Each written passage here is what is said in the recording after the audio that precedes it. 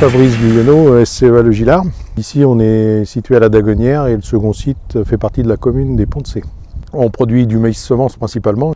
Me fallait un enrouleur neuf, moi, pour cette parcelle-là. De l'autre côté, on arrose avec un enrouleur qui aurait pu être bon à changer dans les années à venir. Donc, on a fait le choix de partir sur une rampe. Ici, le parcellaire se prêtait à une rampe, donc on est parti sur la rampe pour la qualité de l'arrosage et l'économie d'eau.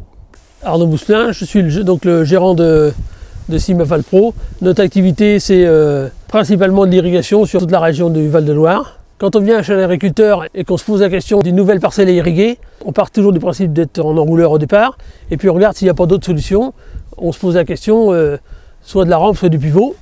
Et à ce moment-là, le premier critère, c'est la parcelle. Avec une surface minimum, on sait qu'il faut au minimum une quinzaine d'hectares pour que ça soit envisageable. On fait une étude de la parcelle, on regarde comment on peut placer un pivot, comment on peut placer une rampe frontale, quel chemin va pouvoir faire la rampe frontale pour utiliser le maximum de la surface. Après, on regarde tous les autres avantages de la rampe en comparaison à l'enrouleur. La première, après, c'est la qualité de l'irrigation. On estime souvent que l'enrouleur, on utilise 85% à peu près de l'eau apportée, et on estime que les rampes et pivots, on est à 95 quoi. Donc on est quand même une très très bonne utilisation de l'eau quand on est avec une rampe frontale ou avec un pivot. Ça c'est sur la quantité. Et puis après, on a aussi un phénomène de qualité qui est aussi très différent, c'est quand on travaille avec un enrouleur, on a une pluviométrie instantanée énorme, surtout quand on travaille avec des grosses buses. Et en pivot, on a une pluviométrie très douce. Quand vous passez sous une rampe de pivot l'été, c'est à peu près comme quand vous êtes sous la pluie en termes de pluviométrie. Donc pour le sol, il n'y a aucune battance. Là, je vais programmer 4 mouvements. Je départ en mouvement 1. Et ensuite, j'ai mes 4 mouvements. Donc mon premier mouvement va être un mouvement de rampe, en sens anti-horaire.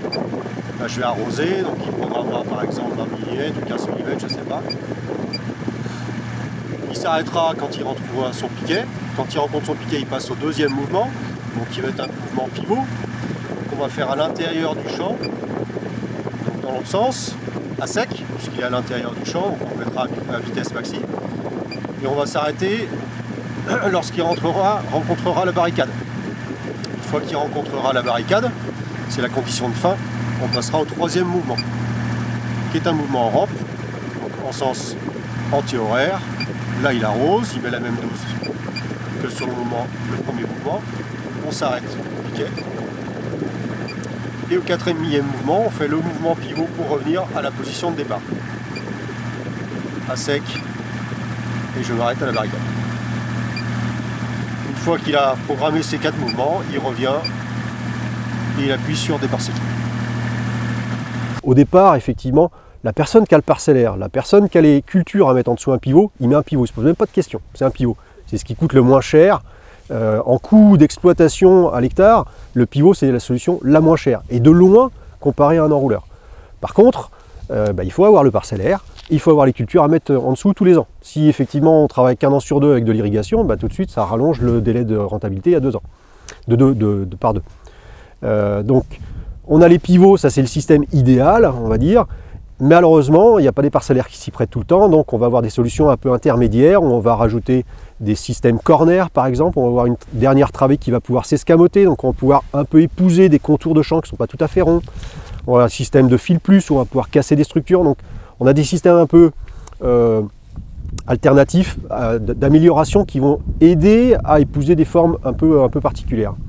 Et puis on a ce système-là, qui est la rampe pivotante, où on va pouvoir combiner des portions de pivot et des portions de rampe frontale. Et avec ça, c'est presque la meilleure combinaison pour s'adapter à des champs qui sont vraiment de forme un petit peu particulière. Tout le développement aujourd'hui, il est dans les outils de gestion d'aide à la décision. Donc on a ce qu'on a avec ces produits-là, c'est qu'on va vraiment se concentrer pour apporter de l'eau de manière la plus uniforme possible, de la meilleure qualité possible.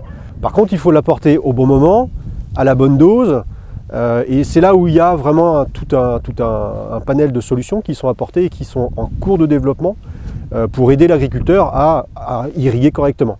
Si on veut apporter la bonne dose au bon endroit, donc sur cette petite parcelle de champ qui est un peu hétérogène, on va en fait piloter chaque arroseur individuellement. Chaque arroseur, on va pouvoir lui dire tu es ouvert ou tu es fermé.